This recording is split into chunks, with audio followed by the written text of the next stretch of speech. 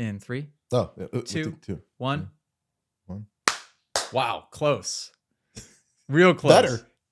We're getting there. That was by far the closest we've ever been.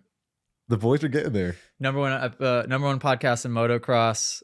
I feel like I'm getting less smart, Dave, and I don't know what's going on lately. I'm in a slump. Yeah. So on this episode, we'll talk about why and how I'm getting more dumb. We'll talk about a little bit about Redbud, maybe, if we feel like it. We'll talk about, speaking of Michigan, I just got back from Baja Acres, 2 days of class there. I want to talk to you about that because it was the most difficult track that I've ever taught at my entire life. And it was sick, but it was like basically impossible. And, whoa. Let me bring Millie upstairs really quick. You want to go up see mommy? Okay, come here. Say bye. Say bye quick. Come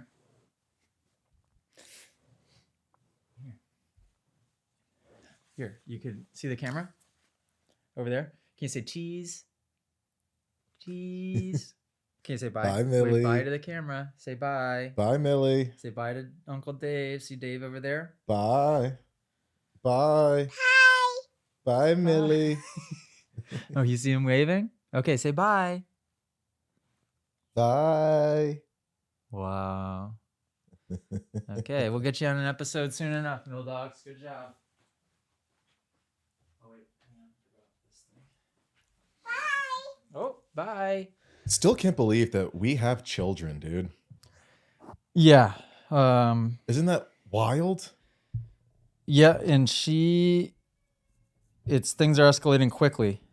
I mean, things are escalating real quickly. She is, I don't know, she probably learns what seems to be like 10 to 20 new words a day. Yeah, you know, it's so fast. it's like, it's happening real fast. It's fast, dude. Millie, Maeve. Why do we all name our daughters with M's? It's driving me insane. But Maeve just said her first word. She just hit 9 months, and she's walking around saying "mama" and "baby," pointing to herself, going "baby, mama." Oh, really? And we're like, "Oh my gosh!" And dude, she's running. She's like understanding that like if we all clap together, she can make us stop clapping, and like she'll stop and then like start clapping again, getting like the crowd roared up and stuff. And dude, it's nuts. It's happening so fast, man. Yeah, Millie loves a good old-fashioned round of applause. Yeah. Oh yeah. They're vain little animals, these things, man. Just so vain, you know? just ego-driven little Just things. manipulative. Just manipulative. Just manipulative. Yeah, so this episode we'll talk about Redbud. We'll talk about manipulative babies. We'll talk about the last tour date that I had. What else is on Mitchell's or Ethan's? Too many names to remember. We have some pod questions. Oh, do we? That are we got to go through. Maybe some topics. We've been talking. We've got probably 20 different group chats that we've been putting stuff into. So we could pick a couple topics. We got some couple cool Instagram videos that we might want to go over. Yeah, but cool. We got some stuff. We got some stuff. All right. Do you want to start with a little Redbud recap? Did you watch it? Gladly. I watched it in real time while literally sitting on my bike because I was feeling kind of bike sick. I was missing her a little bit, but I don't know. I want to hear your take on the track because to me, it looked like it was prepped a little bit different than I would have expected. And it almost made me feel a little bit, not the same conditions, but the same change in conditions, like the same difference, differential, I guess. When I looked at like the 2018 or 2017, whenever we had the Motocross of Nations that came to Redbud, the track prep looked so much more different than what we normally see. I feel like this year, kind of in that same vein, again, not the same type of prep as MX of Nations, but we saw a departure from the norm. So made for some interesting things. And I felt like it was maybe a little bit deeper in some sections, maybe a little bit more packed in certain sections that I wasn't really expecting. And it kind of shaped the way the races turned out, in my opinion. So, but I thought it was good racing. Yeah, well, I don't know what they've been doing in between time qualifying and first motos, because you can tell that for first motos at some of these, remember I said it was Hangtown, the first moto where Jet's bike wasn't working, right? And I think that was the one race where he just kind of settled for second or maybe even third. Yeah. Right. And just finished where he was. Mm-hmm. I had the same vibe when the first moto started for 450s at Redbud. I'm like, man, track's smooth. And Mm-hmm.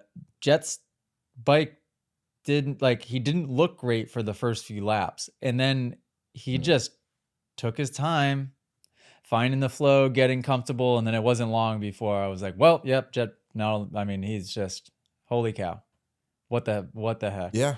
And then as it got more rough, Yeah. it was just even more so a Jet track. But yeah, I think from first to second motos, that's been the big difference. I almost wish, I mean, it's easy to say when you're just sitting at home and watching on TV. I feel like Yeah. they should just leave it.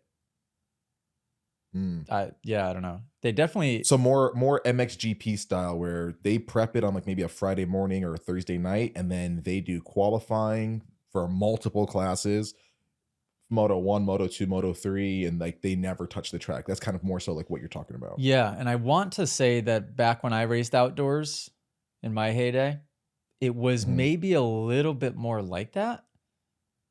Where it just felt like, you know, they groomed the start, but I feel like everything else was left. And it certainly doesn't feel like that now. I mean, you saw first moto at Redbud.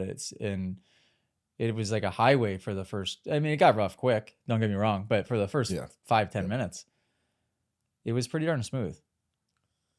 Yeah, it definitely seemed that way. What is your take on Redbud as a whole? You've raced it for a long time. You've had multiple different teams you've raced for at that track, different classes. Give me your overall take on Redbud as a whole. Dirt style, jumps, atmosphere. What's it all about? I mean, it just depends a lot on how it's prepped, truly. So Moto 1, I always watch it with putting myself in the, like, would I want to ride this track or not? I've always said that. And I was watching first moto, like, man, this doesn't look fun at all. It just looked like you had to just hold it wide open, and it was kind of high speed. It wasn't really rough yet. But by the time second motos came around and they're kind of having to jump over stuff and the track looked a lot slower, then I was like, okay, that's when Redbud can be fun.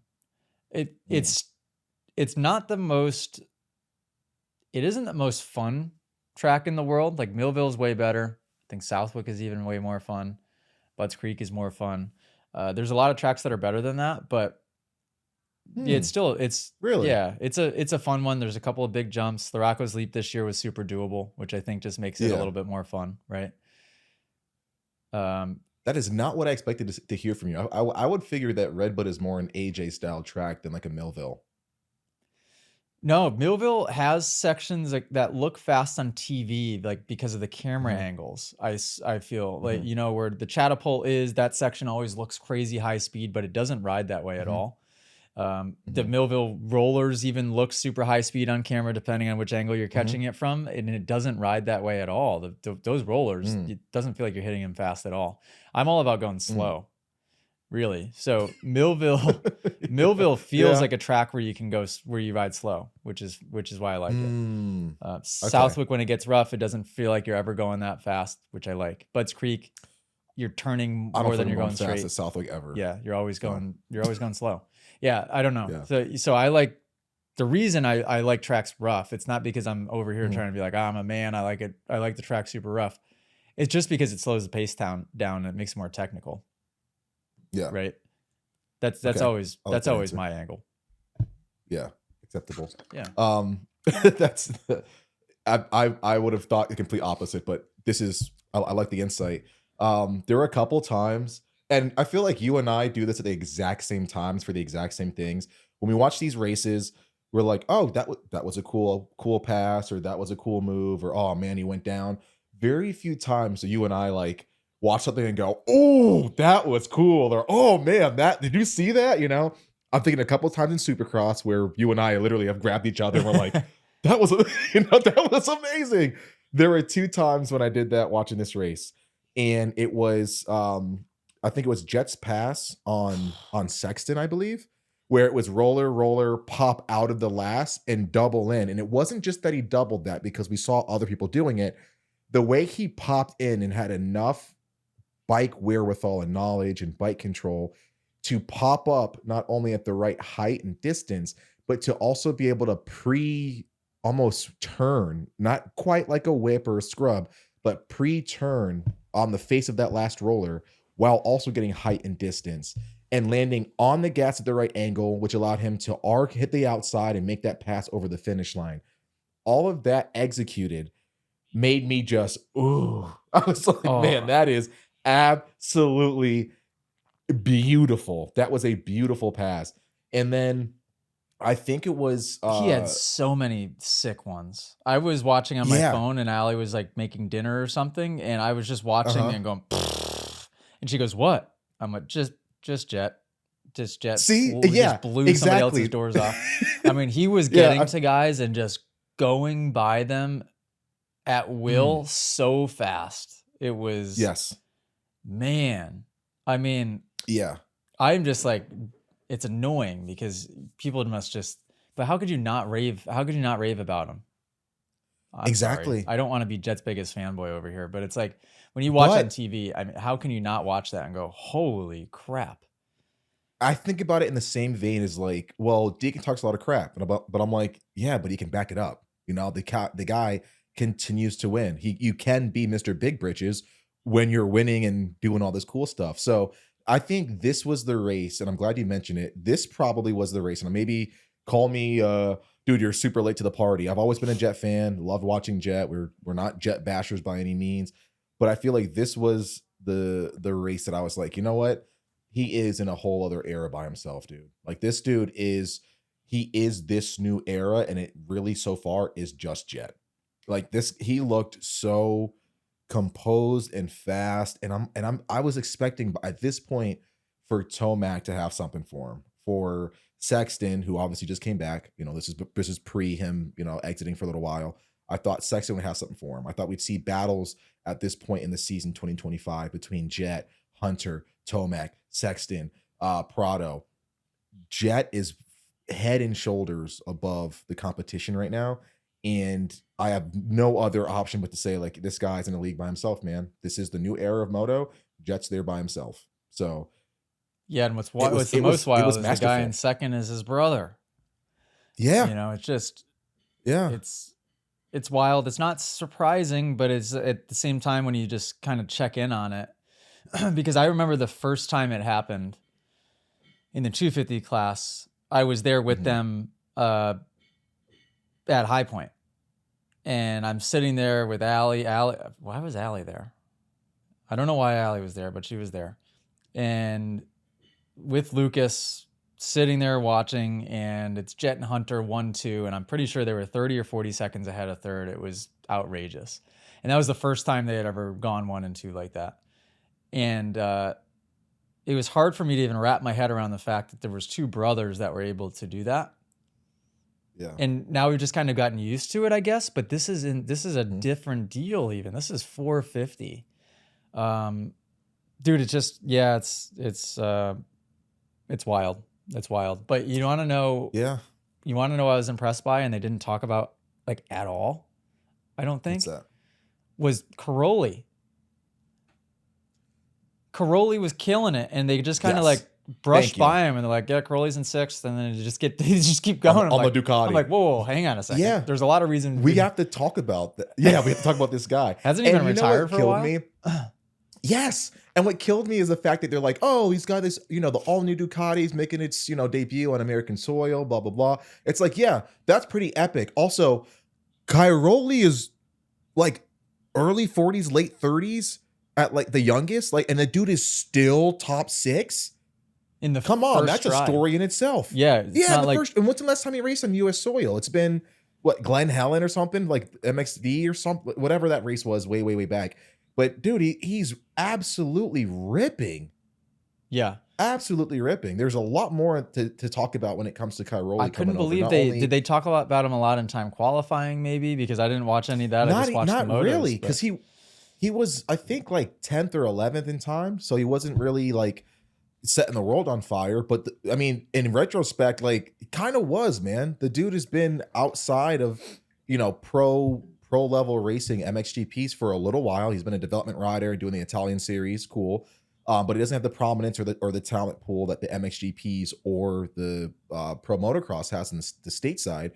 So yeah, for him to be able to come and ride an all new bike that he tested in New England at Southwick, you know, a whole new setup than he's used to, different gas, different people around him and stuff like that, which makes a difference. And to be top 10 for a good while on a new bike on a track that you're not really familiar with, pretty freaking incredible, man. Really incredible.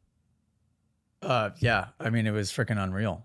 Yeah. Had his bike not done whatever it did in that second moto, he probably would have been top 5. Oh, for sure. Which, for sure. Yeah. Is he doing more of them? I don't know if he's doing more or not. I know they wanted to use this as like almost like a litmus test to see like what would happen. And from a durability standpoint, I think they got a lot of great data. Like if I was on that engineering team, I would be like obviously bummed that we didn't make it, but really giddy. I'm like, man, we got a new failure mode that we can like use to make this bike even better and really refine this thing. So I don't think that they're used to our super high temps that we get here and the way you have to ride the bikes, and it's humid, it's hot, the bikes are, you know, revving out a bunch. You only have 1 day to qualify, so you're ripping and roaring. I think that's a bunch of good data, but I hope he does more. I'd love to see the Ducati in action when they have a bit more refining and fine tuning up against these guys. I'd love to see Cairoli over here more for sure, and to get just yet another manufacturer in this offering would be early would be great. When are they going to be for sale? Because how does that work? 26. Okay. Yeah. Yep. Cool. So they need a certain number to be sold in the US to be able, for like the homologation rule, for them to be able to hop in for pro competition. So does that mean that they've like people have pre-ordered enough of them or something like to be able to do that? I don't know if you can pre-order. I don't think there's that there's a rule around your initial, if you do like a 1 or 2 off event. I don't think there's as many rules around that, and correct me if I'm wrong, I could be completely out of touch here, but I think if you want to make a full run at this series and be like a recognized manufacturer, you have to comply with the homologation rule. Now I do know they have Ducati dealers. Obviously there's a dealer network stateside. I don't know if that satisfies that requirement or if that requirement even exists, but to my knowledge, you need that homologation setup to be able to get the certifications you need. Yeah. Anyhow, I had no idea he was racing it. So I'm kind of just like casually sort of paying attention, sort of not. I'm like, Cairoli? What? Is this 2004? What year is this? Yeah. Looking great, man. How awesome is that? I love to see the older guys that are doing it, man. Like seeing Tony LaRusso still trying to qualify for Southwick, dude, brought a smile to my face. Was he close? Tony, I think in the LCQ he was running 4th for a little while. Oh, no way. Really? Yeah. So Tony, dude, he literally he needs to do the 450. Most of our childhood Why isn't memories. He doing the 4? Because if he's doing the 250, the problem with and he's done that the last 2 years. And the problem with that is the 250 B group goes second. So they get kind of shafted, where the 450 B group, I'm pretty sure 2 years in a row has gone first. So if you want to qualify as a privateer, dude, you can 450, get in that B group, and you're dialed. Yeah. But yeah, man, I just thought that was so cool to see like our childhood hero still racing. Like the first laps I ever spun on the motocross track, I was riding behind Tony for like my first moto lesson. I forget what, some little tiny Yamaha. Yeah. You know? Same. So it's just so cool, man. Same. It's so cool to see these guys still ripping. Yeah. Wild, actually, if you think about it. Yeah. Honestly, that's all I want to talk about Red Bud. I don't have any other interest to talk about anything else. Do you? Nothing on Deegan? Deegan. Boo. Deegan sucks. Come on, dude. It's crazy. There were so many people that were, I saw a video of him and he looked a little bit dejected after the first or second moto. And he's like, man, like I'm bummed I didn't win, you know? And like, dude, I don't lose, you know? And he wasn't crying. He was more so like, man, I let this slip away from me. And I kind of, I liked it, man. I was like, man, that's a cool, like champion, like a winner spirit of like, man, I'm bummed on myself. I could have been better. I'm the mentality of, hey, I don't lose, and I want to come back and kill the competition. I kind of like that. But the comments about him were like, oh, he's a crybaby and this and that. I'm Oh, like, well, of course. dude, he's a Yeah. champion. Come on, he's got the mindset of a champion. I dig it. And it's a bummer that he had that gnarly crash in qualifying, and then just a slew of mistakes that happened that prevented him from riding the way that he's been riding.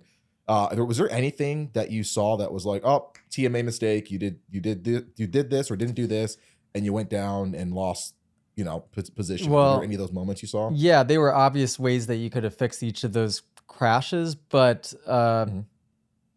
I mean, generally speaking, it was just he was rushing. He was rushing kind of everything, and I think that the track in Mm, that first moto, I was not surprised at all that was the way that things played out. Just kind of forcing the issue a little mm, bit. Um, mhm. what did he get second moto? Second, right? Got back up to second, so he rode Yeah, pretty well second yeah. moto. Yeah, I mean, I was not surprised by that. I will say when I saw the crash in time qualifying, I thought for sure that was ACL. Really? Yeah, just by the way he was in pain right after. I'm like, well, it didn't, Mm, it just I thought it was ACL. And did mm. they say what it was? He said he got a Charlie horse. He just Oh, like kind of like, yeah, definitely not a yeah, Charlie horse. got yeah. So he's just like, oh, okay, all right, But he seemed like he was, he was limping a little bit, but still able to put some weight on it. And then we saw the way he was riding, so I don't think it was anything too catastrophic. Yeah. Well, if But you got a Charlie horse, you you can just go to mentioned, drinklmnt.com/AJCat330. hmm If you get some more sodium in the system, you won't get Charlie horses. Simple as that, Deegan. There you go. yep, we all needed some element in our life. Yep. Mary and I are running short, dude. I've been blasting through that the last couple of days, just all this yard work I got going on, all the chores, and it's been keeping me alive. I did want to talk about, you put this up in the group chat, talking about ACL stuff. Jalik Swoll came back for second after his Achilles injury, and that injury happened like 6 months ago. And the dude is back up on the podium on a fairly new You got bike, second? and like second overall, Holy dude. cow. I had no idea. And I'm sitting here still getting physical therapy and needling and cupping and scraping and doing the exercises with my Achilles injury. And I'm like, man, that is absolutely incredible. Like, what are your thoughts on people coming back from injury that soon? And then do you think it's a case by case, or do you think like, hey, um this success that you've had in your results, it can only be short lived because you didn't give yourself enough time to properly heal. Which I'm a Swole fan. So if we can keep seeing this, buddy, I will be ecstatic. So I'll be happy. But I want to know your take. I mean, I don't know. I think that there's levels to it. I think that like when I see Jet coming back that quickly, I'm not as surprised because I just know that there's a big difference between the amount of money that Jet has and maybe the doctors that potentially he might, or the access that he might have compared to Mm. Swole is probably, pretty different. Even though Swole rides for, is that factory team we'd call it? Yeah, it's factory team. Yeah. Um, Factory Triumph. yeah, it's a different level. So, but I don't know. From my personal experience, I know that I got back on the bike at like probably 7 months, and it was a very Mhm. cautious back on the bike. Yeah. I didn't feel good with my ACL until a Mhm. year and a half, probably, to the point where I felt Wow. like this thing is pretty good. I couldn't even kneel down on my knees for probably 2 Mhm. years after I got it done because I had my patellar tendon done. So the front of my knee was like, I mean, it's still numb to this day, but I couldn't even, I couldn't get full flexion or extension for quite a while. Yeah. Yeah, it took me a long time, and I didn't mess around. I was doing yoga. I'm pretty sure from what I remember, I was doing yoga 4, 5, 6, 7 days a week. Yeah. I was going to PT. I was doing all of the things. But yeah, Mhm. HGH, that stuff will go a long way. Mm. Let's see how many times I can get myself canceled on this podcast, Dave. I'm pissed off today. Oh, jeez. What's got you pissed off? Why are you angry? No, I'm just pissed. No, work's just been hard lately. But yeah, I hear you. Yeah, it's been hard. But dude, I've been venting to you lately. I'm like, AJ, I'm gonna catch a flight and come move in for a couple days, buddy, because work is tough.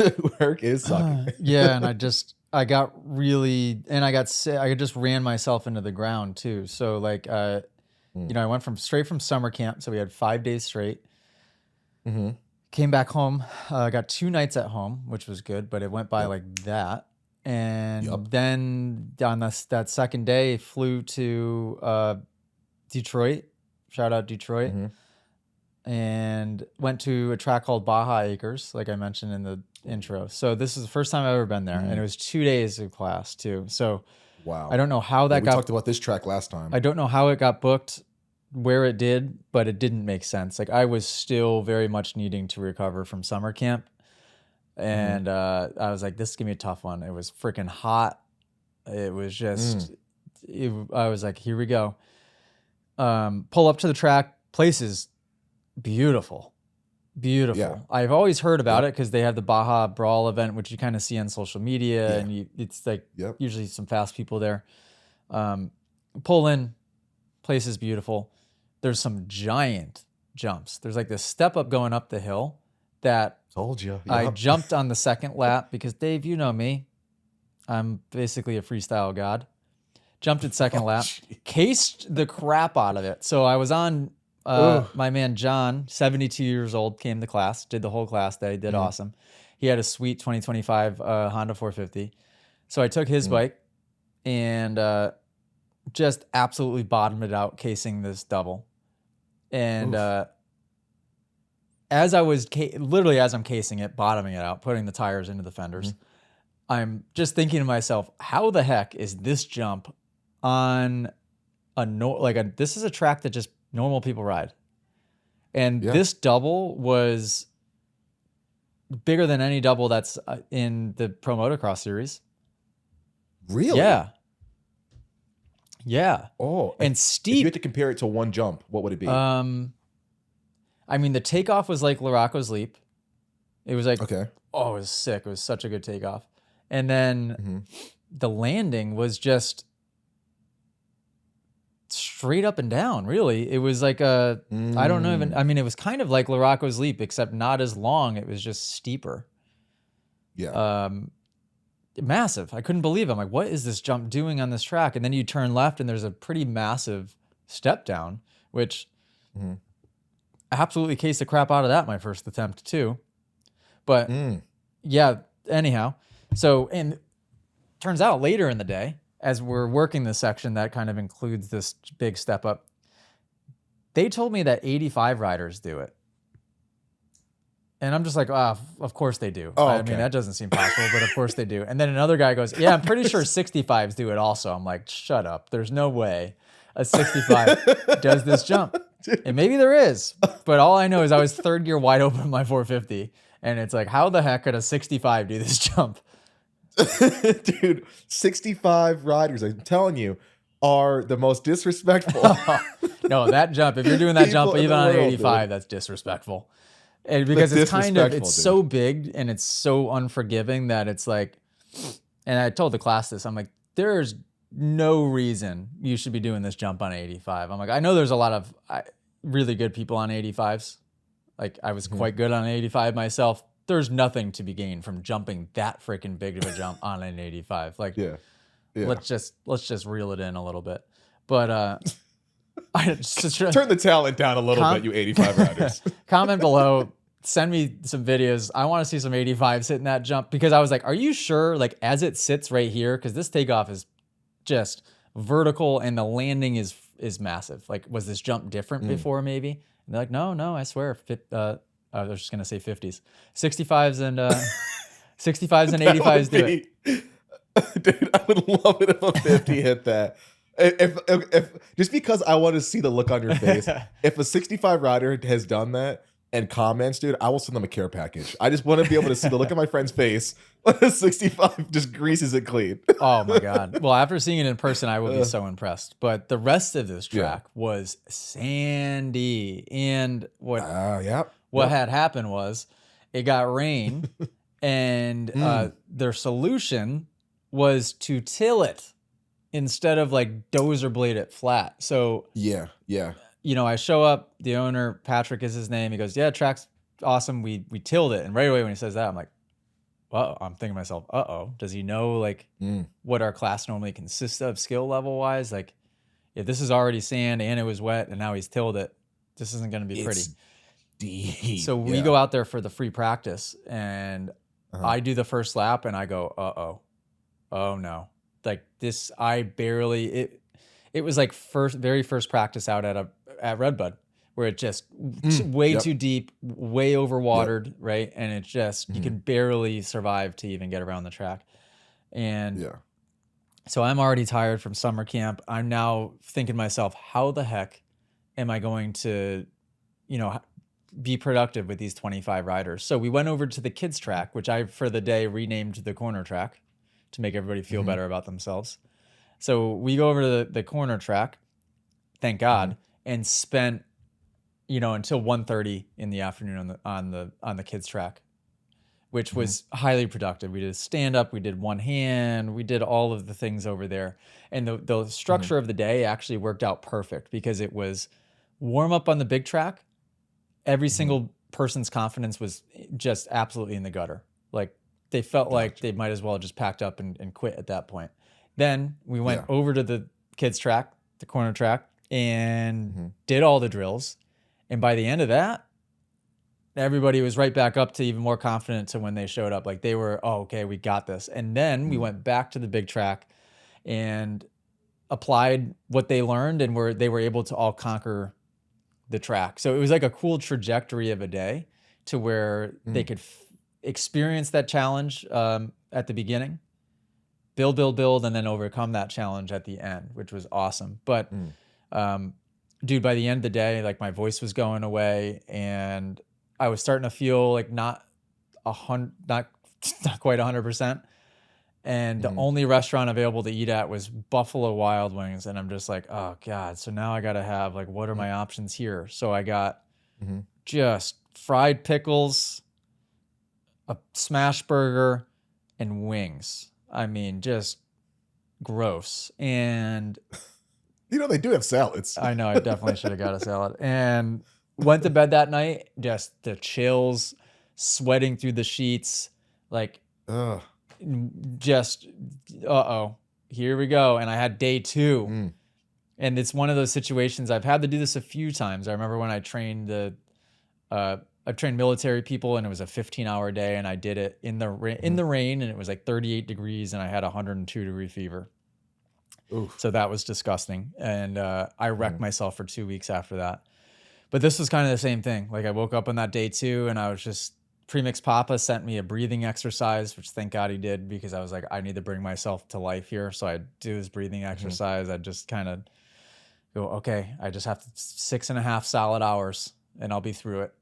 Push through it. Allie was able to help work with a team to get my flight changed to instead of having to stay there another night, I flew out that night to get home.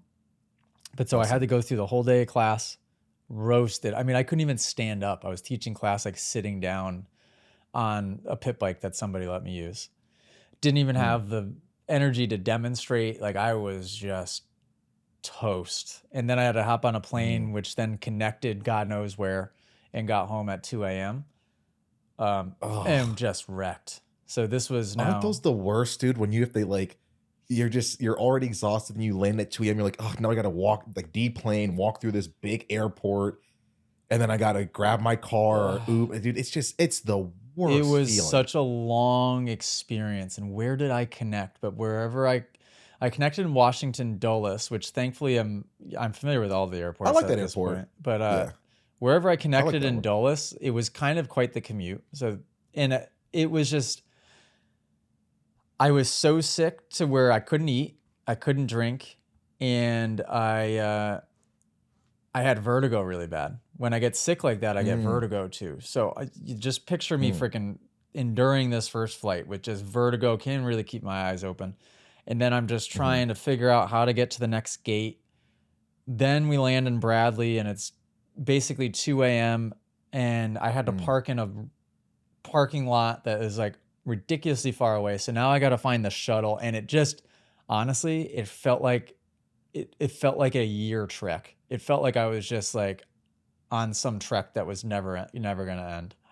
I was toast. And yeah, so it just wrecked me. I don't know what day it is now or when that was, but it wrecked me.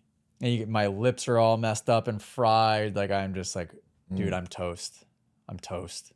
Jeez. What was your recovery getting back to Connecticut though? Like the next day, what did you do to get yourself to feel a little bit better and to get back on track? So thankfully, Allie did a really good job of hanging with Millie, and I stayed in bed. I think I didn't move from bed.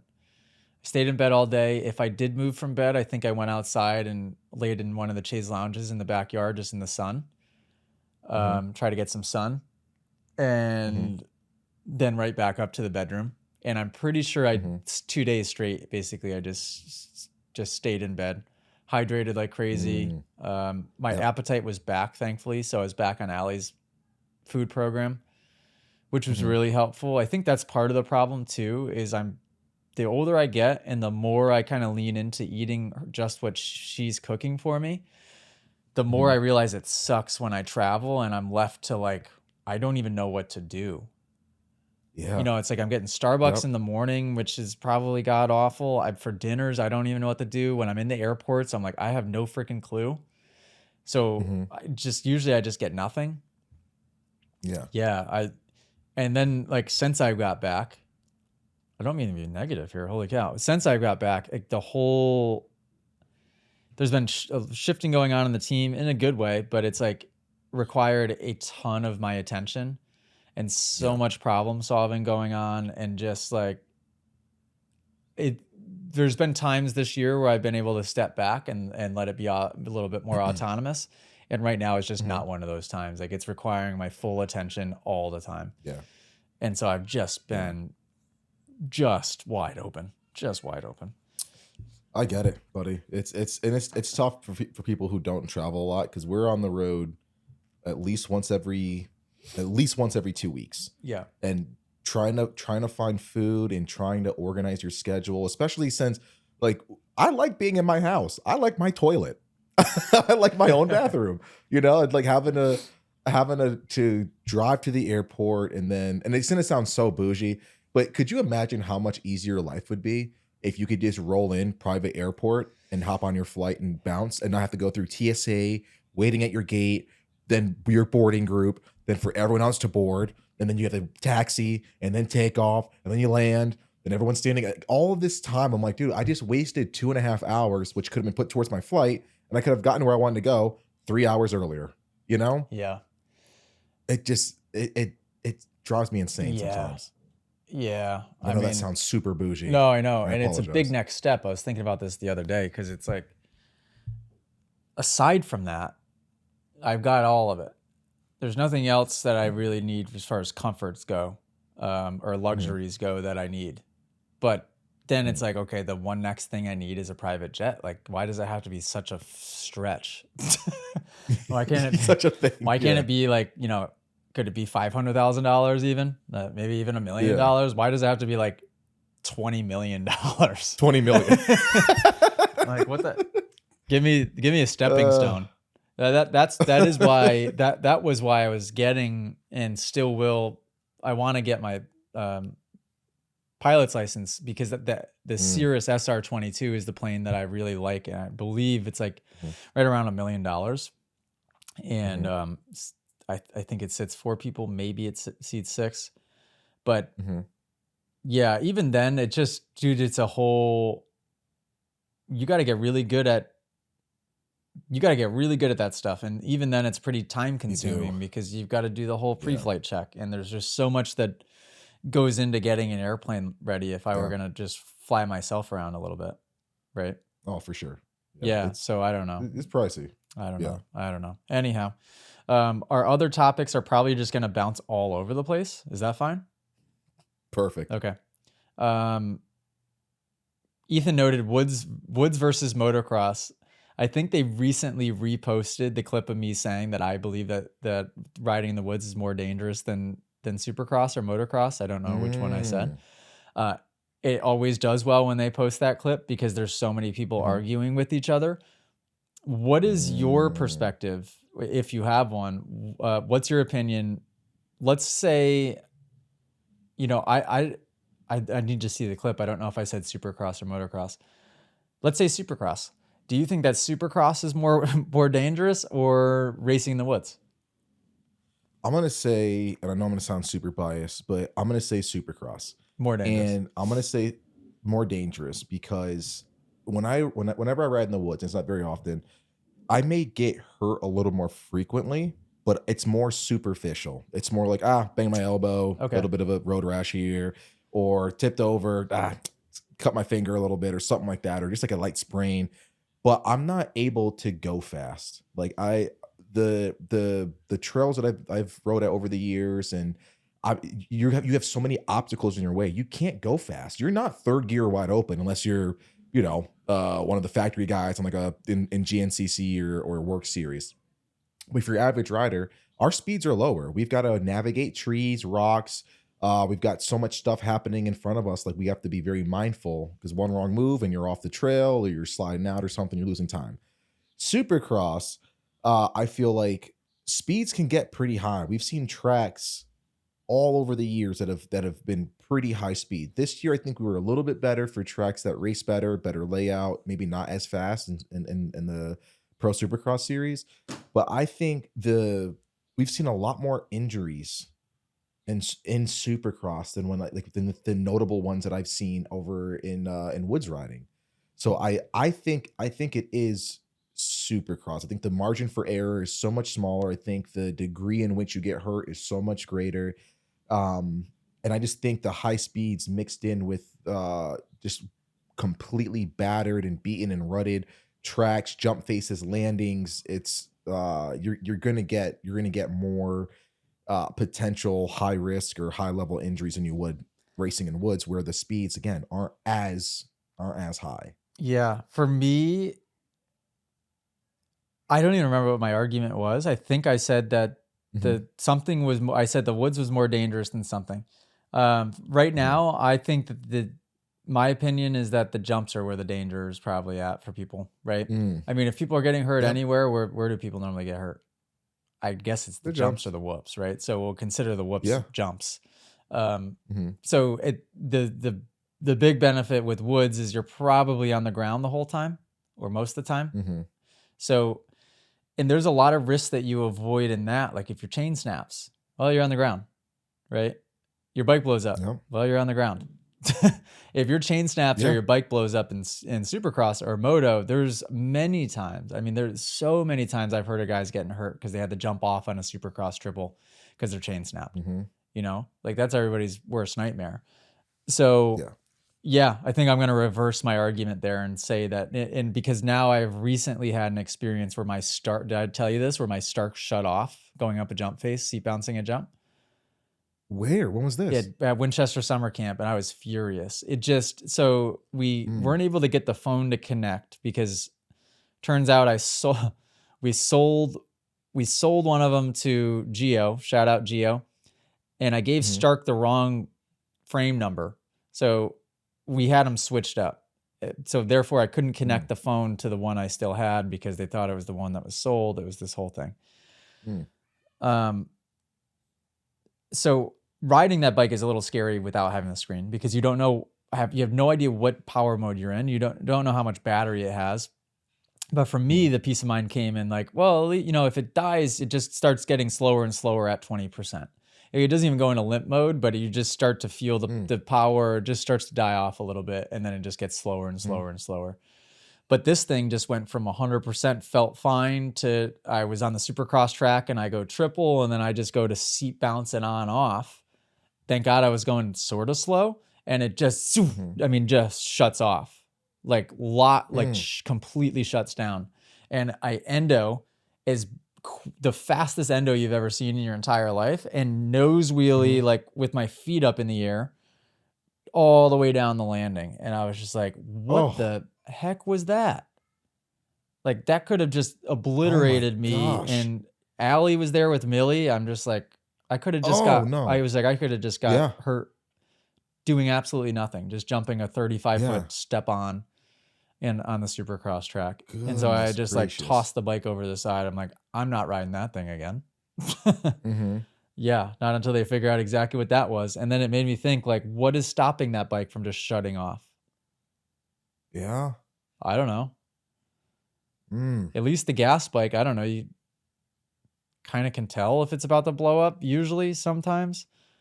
And generally, you can pull the clutch in. Yeah, right. This thing just straight off. And I just, oh my God. Oof. Yeah, it was the first time in a while. I mean, I haven't had a crash on a jump in years, right? So it was like, I'm endoing, and it wasn't even a big enough jump to jump off. Like, I would have just kind of been along for the ride. Like, there was nothing I could do. Yeah. So, yep. Scary so there's stuff. that. Scary stuff. So there's that. Let's see. Oh, wait. You want to just dive into podcast questions? Because I didn't see these. Sure. Yeah. I think we got some good ones. Yeah. Okay. Oh, Xander Wood. TMA athlete, by the way. Xander Wood has the Moto Academy graphics. He's got the TMA custom painted Alpine Stars helmet. Xander said, I've heard about the pros and cons of Loretta's. What about Mini O's? Oh. Xander, I'm surprised you have not been to Mini O's yet. I highly recommend, before anybody kind of wastes the time and money trying to qualify for Loretta's, Mini O's is an amazing first option. It's a blast of a week. The vibe is much different in that it's like a lot low. It's lower key, a lot more fun. Yeah. The atmosphere is more fun. It's around Thanksgiving, so there's a sense of community as well. And the competition, while still is hot, you don't feel like it's as high stakes. Yeah. Feels different. Again, that's from my perspective. And I know there was a lot of pressure on me in those situations. So both of them felt pretty high pressure, but Mini O's was a blast. Then you have a chance to ride the Supercross track and the Moto track. So that's pretty cool. Yeah, Xander, Mini O's for sure. And it'll give you a good taste, because a lot of people that had never been to an amateur national, it's like, okay, go get your feet wet, see what it's all about. Most people, go and they go, oh, all right, I get it now. All right. Wait, what? Those guys are in my class? Yeah, no, we're good. Yeah. We're good. No, we're good. Yeah. Oh, I got 45th. Whoops. Okay. All right. What I really like about Mini O's is it's after Loretta's, so it's almost like post silly season for amateurs. So all the kids that won their titles, they're moved up to their new class generally. The new gear deals are signed. You got if you're going to switch teams to a new bike, you get your new bike. Kids are jumping up to the proper classes if they were moving up. So it's I've always liked it for that aspect of, like, it's almost like like a newness in the air when Mini O's comes around. So that's why I always really liked it. But yeah, getting your first taste of an amateur or even a regional. I remember when we had the regional at Winchester, and I had to race kids other than like the NEMA or any MX kids, and I was like, oh, what? Like, I had to race these guys? Like, wait, dude, like AJ's the slow guy? Just like, okay, now I'm good. Yeah, there's levels to it. You won plenty of those. There are levels to it. Yeah, there were levels, man. I remember I had to race Barsha in my class, which that year I had to race Barsha. I shouldn't say race. I got a chance to compete in the same class as Barsha. And I just saw like the difference in, like, I'm like, oh, this is a spectrum of talent. Like, yeah, local, you can be a top 5 guy. But when you start introducing regional or national people, it's like, oh, I'm not talented. It's like, I'm not good at this sport. We're doing different sports, him and I, Yeah. So Mini O's is a really good. It's a good opportunity to experience what those levels are like, right? And Xander's very fast, so it'd be a good chance for him to kind of see where he fits into that. Gauge yourself. Yeah. Good question, Xander. Cameron Bradshaw still has the top number one photo in profile dude, picture. it's so funny. In the Moto Academy app. Hashtag podcast questions. Oh, by the way, guys, these are people inside of the Moto Academy app asking these questions. So if you want to be a part of the community, go to the motoacademy.com, subscribe to the app. You can just get the least expensive tier. It's the community tier, $9.99 a month. You have direct access to the coaches with that tier. You can send your riding footage in for review, all of that just in the community tier alone. So, and send your podcast questions in if you want. He said, what was your criteria when searching for your employed coaches? Oh, good question. Ooh, good question. Yeah, I don't think I've been really asked that. I don't think I've been asked that. What is my criteria when searching for my employed coaches? So, okay. My criteria, this might sound weird, but is to be a good person, sort of. It's like the way that I've hired people is that they usually are in the app first, right? Or they've been to classes first, and I can kind of start to vet them a little bit, figure out, okay, how do they fit in? What type of person are they? You can see them kind of, you're just in the space, riding around people. You can see all of it. Because it doesn't have to do with race results or anything like that. I don't care about at all. Speed, I don't care about at all. Right? I mean, I think our current coaches now, like Alessandro in Italy is quite fast. Coach Ty is quite fast. Mitchell is quite fast, but like, I'm pretty sure was nowhere close to qualifying at Redbud, right? So there's levels to it. But just good people that are aware. Awareness is an important thing. I think that is one thing I gauge maybe more than anything, because to be a good teacher, you need to be aware of what people's needs are. You need to know when to speak, when not to speak, how to say something to someone, on what level to meet them at. You need to have awareness. And so I think that awareness is a big thing.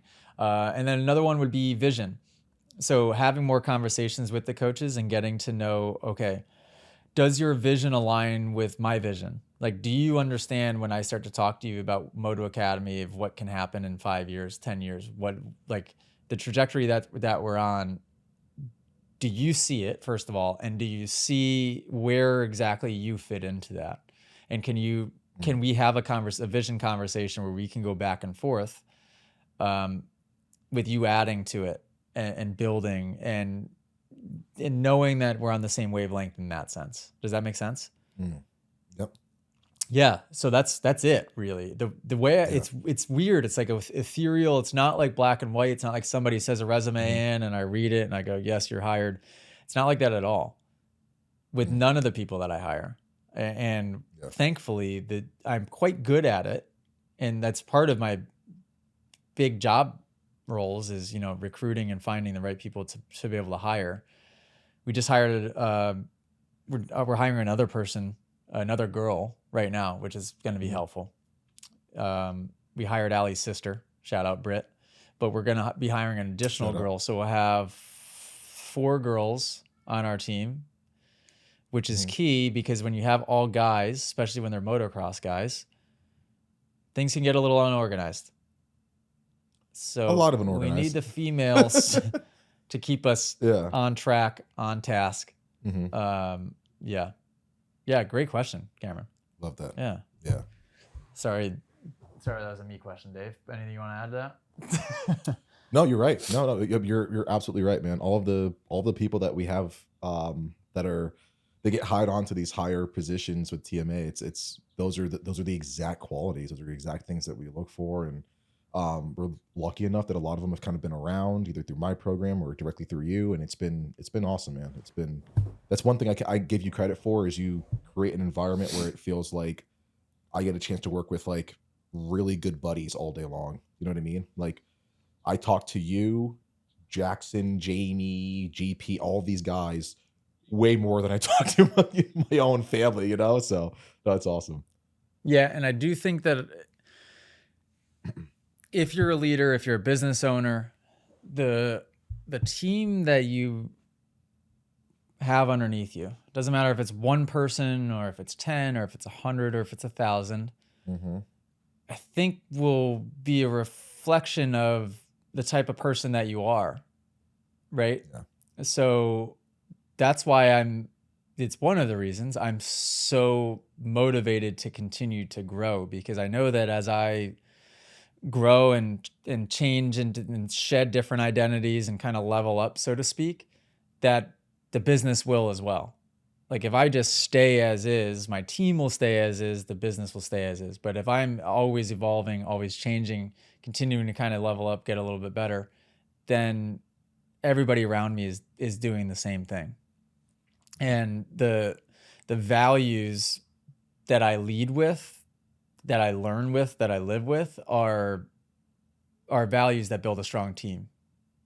It's integrity. It's all of the values that you would want in a person, right? There's a lot of leaders that build teams based on fear and build teams based on insecurity and greed and a lot of negative qualities. So you get people that are working for you that are screwing other people over and trying to step on them to get up to the next guy. And it's just, it's not the environment at all that we've created. And I'd like to say that that's just because although I can be mean because I'm very clear in my articulation of how I talk to somebody and how I lead somebody. But, and so if you sit there and try to decode it, you could probably say that sounds mean, but, yeah, I'm fair. I'm fair. I'm honest. I'm all those things. And the team very much is the same. Mike and Andrew, shout out Mike and Andrew. Shout out. When we were working on the stand-up or one-hand drill trying to really form the habit, should we pull off the track and break, similar to reps and sets with weights? I'm having some trouble with forming the habit because I can always just sit for a few minutes and get back to it. Sometimes the sitting ends, but being sitting where I shouldn't because my legs are tired. Oh, so what he's saying is he's trying to do the stand-up one-hand drill, but he wants to stay out there for a longer duration just to practice it longer, but he has to cheat, right? He gets tired too quickly, so therefore he has to sit in places where technically the drill is saying he shouldn't. That's tough. What I will say is, where do you draw the line? If I said yes, you can sit down every so often just so you can stay out there longer to practice it, at what point does it just become the sitting drill? And like how many times are you allowed to sit down in a stand-up only drill? Yeah. Is it 0? Or because if I say 1 or 2, then it could be 2 or it could be 3 or it could be 10 or 20 or 30.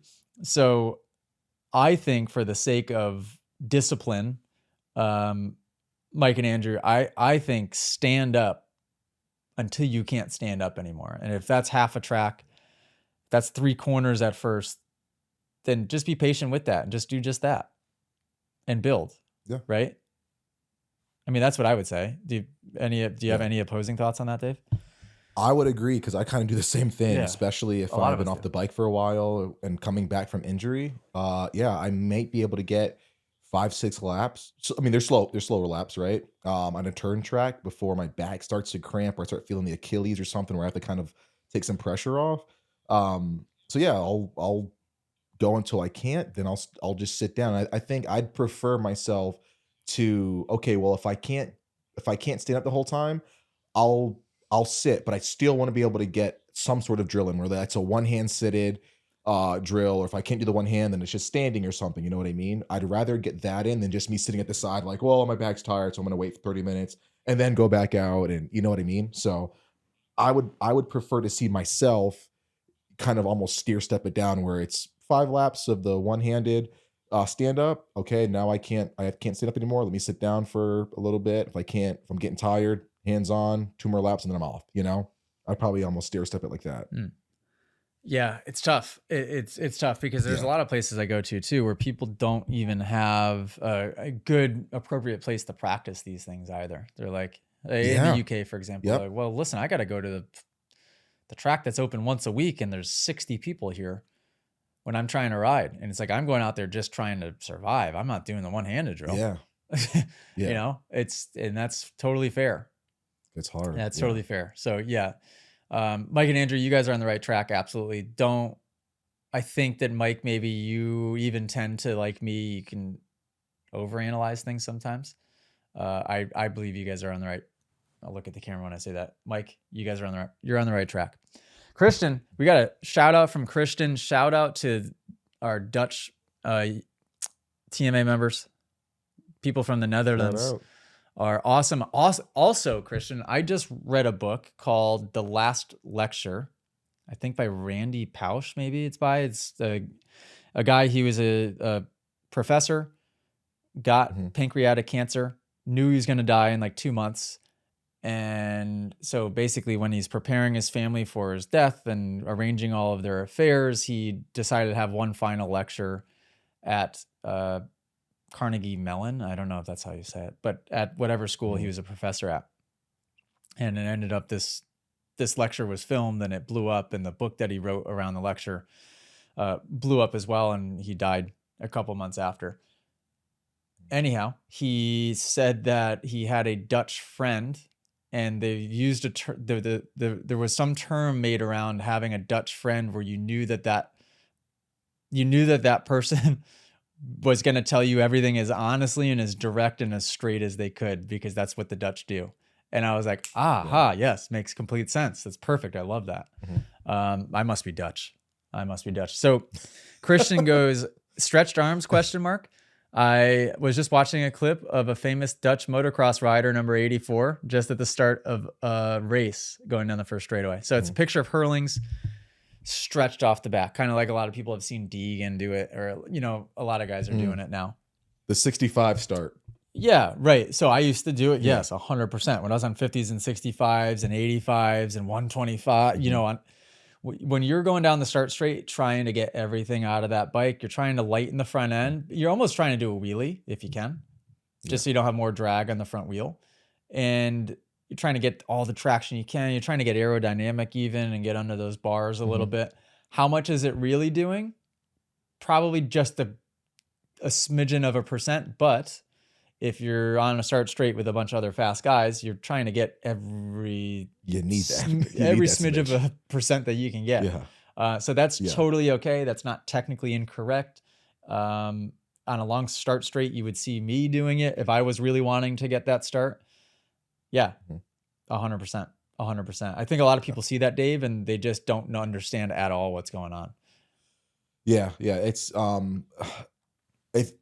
feel like other forms of motorsport, they try to do the same thing, but we're just able to really articulate our body, where in a car you're stuck in this position. But like a lot of what they do around the vehicle is to optimize starts to be like that. You know what I mean? So you're not going to see him do that halfway through a moto going down a whoop section or anything, but on the start you're trying to get as much power to that rear wheel and make that front end as light as possible, and get that bike to bite and put the power to the ground. So 100%.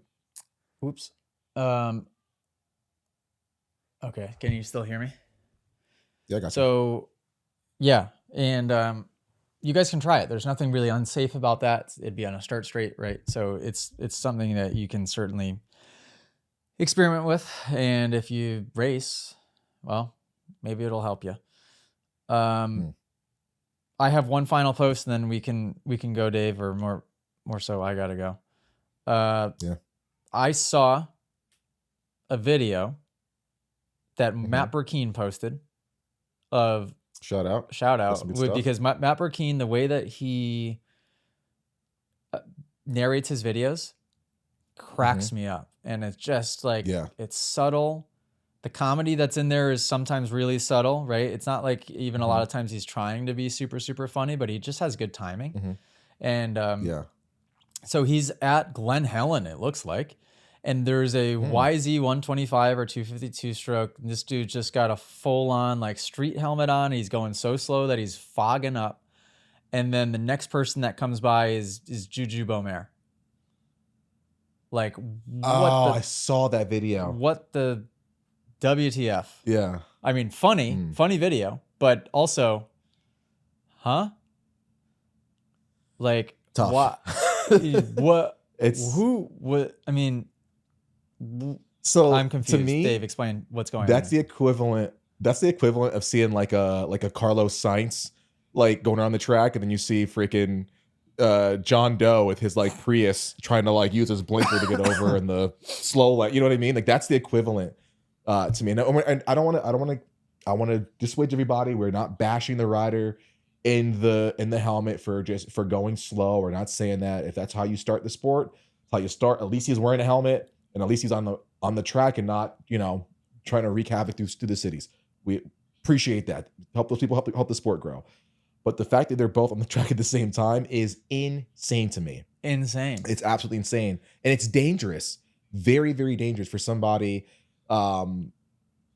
Just the riding styles and approach is different. Think about how much track Beaumer uses, or any pro of his caliber. They are going inside to outside. They're making the track as straight of a line as possible. They're banking off of things that most people wouldn't. And if you don't have that wherewithal as a lapper or somebody who's that new to where you're wearing a sport bike helmet on a moto track, this guy could come by you, or you can hear him even revving a few corners away, and you think you're moving over or something, and boom, you're hitting the pro rider, and now pro riders out for the season for an injury because they allowed C riders or D riders, whatever, out on the track with the professionals. So it still baffles me to this day that they still have that, when it's just so easy to split up the practices. You know what I mean? I don't know. I have so much to say about this. So this week, I mean, in the last 2 weeks, we've had at least 2 young people pass away riding, right? And I'm pretty sure that both of their scenarios involved another rider, right? Or at least one other rider. So what I'm getting at here is typically that the the life or death situations on a dirt bike, a lot of times aren't just you and the dirt bike, it's something else coming into play, right? It's other riders on the track. It's maybe equipment on the track I've heard of in the past, stuff like that. Too many people don't take the consequences seriously enough, I don't think, to gauge risk versus reward in certain situations. I don't think the flaggers take their job serious enough sometimes when they're at an event, right? Like the lives of the riders are in the hands of a flagger sometimes in a certain situation. Sometimes not. Sometimes the rider won't crash in their section the entire day. And it's like, well, what was I doing here? But in the right circumstance, if a rider falls right the wrong spot, right the wrong time, right, in a blind area, their lives are in the hands of whoever that person is that's trying to flag that area. If you're jumping, if you're in a situation where you're jumping next to somebody, around somebody, your lives are in each other's hands, and that you have to know exactly what that person is or isn't going to do. And people just take crazy risks. They jump over each other's heads. They jump next to people. They jump side by side with people that they don't even know, and they don't know what level rider they are. I see crazy stuff happen all the time. This is a good example of that, right? Like this is, I think, lack of awareness on at least 3 parties' ends. The track owner that actually allows that to happen. That's crazy. 2, the slow guy. Why are you going out there when you see that there's pros out there? That you gotta know and think that that's not going to be safe for anybody involved. And then the pro that's going out there, and I can keep going, the team that's telling the pro to go out there. There's too many, and that's Glen Helen. Half the stuff is blind. You're going 65, 70 miles an hour. You're flying up over hills. You're coming down the backside of mountains. Like half the time you're going to be running into the guy before you even know he's there. Like, I just don't think that people, it's sort of like a situation of the floods are going on in Texas right now. Right. I don't even know what happened because I don't watch the news. It sounded horrible, whatever I heard, but people don't take stuff seriously until it happens to them. And a lot of times it's too late. Yes. Hurricane would be a good example. A hurricane wiped our family home away in Florida 2 years ago, 3 years ago. Allie and I were swimming in the ocean, staying in that house the night before it floated away, right? We would have never thought. People were talking about the hurricane. We were in the house. We were in the ocean, barely even taking it serious. And then thank God we did take it serious just in the nick of time, got out of there. And then like reflecting back, I was like, whoa, that was real. That just happened to us. That could have happened to us had we have stayed there. But it's like, you don't know until you get seriously, seriously hurt. And then maybe you take a step back and reflect and look at these situations of you got to just be more situationally aware. Yes. Yep. Right. Cause I don't know. I think you could click through the comments in that video and 3/4 of those comments are probably going to be people busting on this dude and the fact that he's fogging up his street bike helmet. Yeah. Instead of people worried about the safety of the two riders that are out there. You know, people we're living in like a video game era where people like they think they're in GTA. They don't think they're in real life. Like you could kill yourself. You could get other people killed. Yeah. I mean, it's just, it's gnarly. And I've heard the argument that some people say like, oh, well, the pros are just there to use the slower riders is like lapping practice or blah blah blah. I'm like, dude, I'm a lapper. I don't think that's the case. Yeah, yeah. Not I was like, I don't the guy think with that's the street case, bike man. helmet. You know, again, two different sports. So yeah, I don't think that's what it would be for. I think there's plenty of fast guys in a pro day that they could do lap practice with. You know what I mean? So yeah, I mean, tracks in California, like you wonder why some of you might be getting sued. You would think it's kind of maybe because of behavior like that. I don't think I've ever been to a track unless it's been like pretty empty where it's like we've got enough space. It's like me and one other guy in a straightaway. Yeah, don't do that. But like I could think of maybe 2 or 3 times in my entire racing career where I've had another professional, like top tier pro level rider on the same track as me. You know what I mean? And like, again, it was a very open track, you know, and like nothing was blind. You could see everybody. Flaggers were there. To me, I'm like, man, how could you, it just seems so obvious. Yeah. But that's a different story. I mean? Also, like you could go to Glen Helen and ride and you might be 20 seconds a lap slower than like a Beaumare, but that's safe enough. Like 20 seconds a lap slower, that's safe enough. This guy would be 2.5 minutes a lap slower. Yeah. You know, it's like and again, no offense at all, but you just, you got to just pick the right, you got to pick the right session to go out. Cause like also what is that guy learning if he's just out there trying just to dodging bullets? He's probably not having the best of time and he's probably just more scared than anything, not able to really be productive either. So yeah, like holy cow, grinding my gears out here. Oh yeah, also 20 seconds slower. Come on, buddy, give me a little bit more credit than that one. You think you'd be less than that? No, dude, 20 is probably being generous. I was gonna say that was probably was generous. That was probably just more than generous. Well, because I was kind of trying to do some quick math and I'm thinking, okay, if I were to go to Glen Helen right now, I'd probably be 10 to 12 seconds off, I would guess, right? On day one. Day two, maybe I'd be 5 or 6. Day one, I'd be probably 10 or 12. And I'm like, it's probably safe to say Dave's 8 to 10 seconds lap off of me on day one. Or is that too much? Yeah. Day one for sure. Yeah, day one. 8 to 10 day seconds. One for sure. Yeah. You give us a week. I'm sure everything's we can make those numbers a little bit better.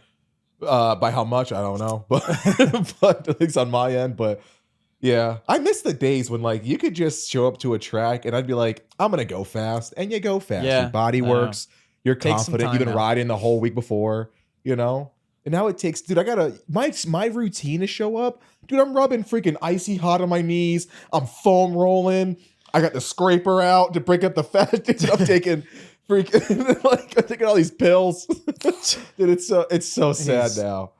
He's meditating. He's got the hand pan Yeah, out. I know, dude. I'm taking an aspirin in He's playing the hand advance. Take pan. the Blue Chew for later. He's using the gua sha. He's got a slack rope Playing a line guitar, out for no trying to reason. center myself. He's got a bunch of crystals lined up. He's doing lighting sage. He's just doing some around the pits. tarot card reading for some reason right before he gets into bed. Oh gosh, man. Oh, we're off the rails. Oh, Wow. too good, too good. Wow. Okay. On that note, I'm gonna go in the pool. Well, we got summer camp coming up. You excited? Yeah, Round 2? I am. I have not looked at the weather yet, so fingers crossed on that. We're gonna have more people for this one, which would be awesome. We probably have about 20 returning people from June, which is epic.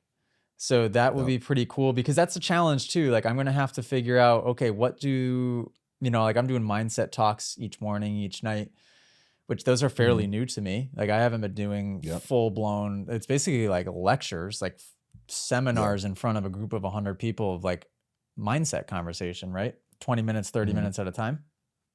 So I'm going to have to freshen those up so it's not the same thing for the people that are returning. Yeah, it's going to be sick. I can't wait. Did you look into flights for Salt Lake yet?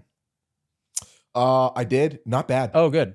From what I saw. Okay. So yeah, I'll get that. Buy them now before it gets too expensive. Yep, done deal. Yep. You're good. Where do you have an Airbnb you said for it? Yeah, it's sick too. I'll send it to you so you can see it. We all have our own rooms. We're good. No, you're in a room with I think just 11 other people. But okay, there we go. Bad. Yeah. So par for the course. I haven't seen this Airbnb in like 2 months. Look at it. I'm pretty sure it sleeps like 12 to 15. But you gotta do a good look at it and let me know because the one in Winchester, for example, says it sleeps 10, but it only has 3 bedrooms. And so one of the bedrooms had 2 twin beds and an air mattress on the floor. The other one had a queen bed. The other one had a queen bed. So it's like but this one doesn't seem like it would be makeshift like that. Cause this, like I said, this is the nicest Airbnb we've just put me and Jackson together. We'll figure it out for you. Okay. Easy. All right. Moto Academy Podcast. We've done it. Thanks, Dave Drakes. Love you, buddy. Toodles.